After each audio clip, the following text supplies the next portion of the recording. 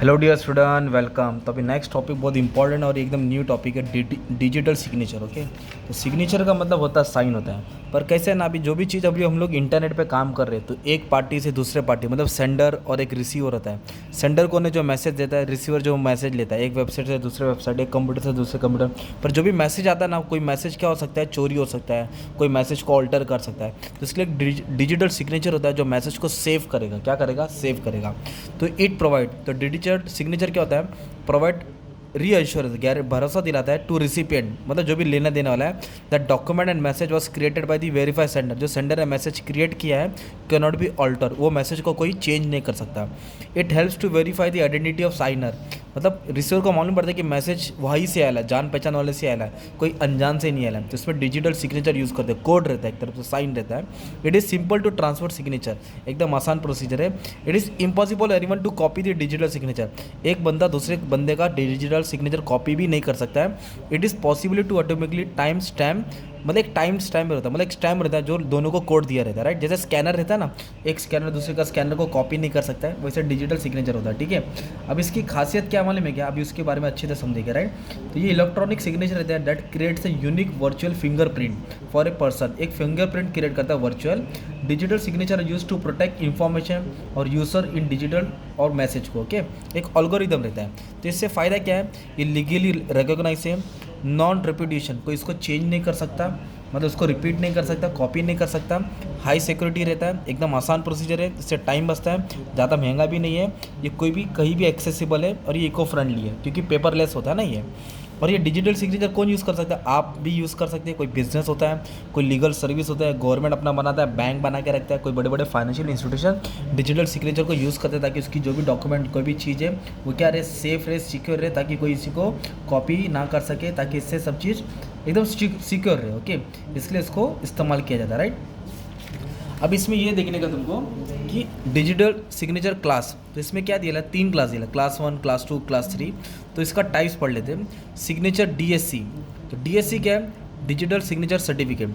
A person can use signature DSC for signing a document electronically, मतलब कोई भी तुमको साइन करना है, जैसे कि मेरी साइन है सपोज, है ना, तो अगर इलेक्ट्रॉनिक साइन करना है तो डीएससी का इस्तेमाल करेगा। It verify the integrity of document, कि डॉक्यूमेंट्स उसका ही है कि किसी और का है।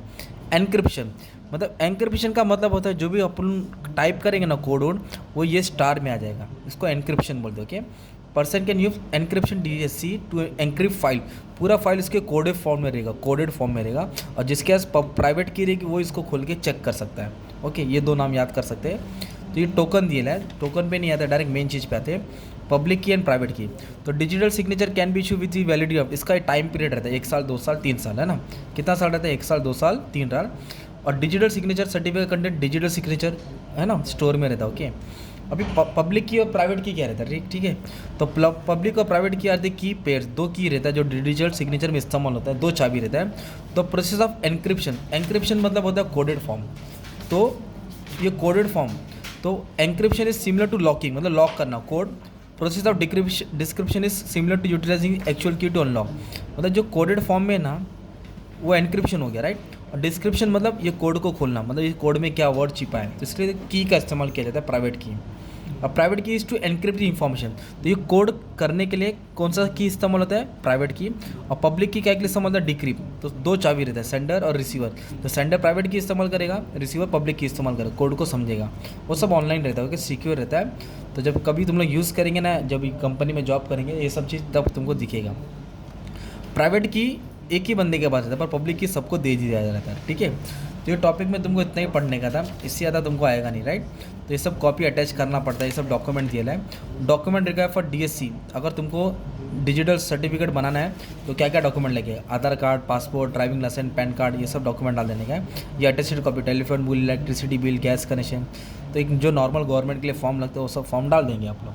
तो इस तरह तुम्हारा एक अच्छा खासा मैंने टॉपिक कवर कर दिया। क्या था टॉपिक बच्चे लोग? Digital signature, okay. इसका फीचर्स, एडवांटेजेस, तो जो भी मैंने बताया उसको शॉर्ट में आप 2 पेज में बना के एग्जाम में लिख सकते हो, okay. Thank you very much and all the best for exam, okay.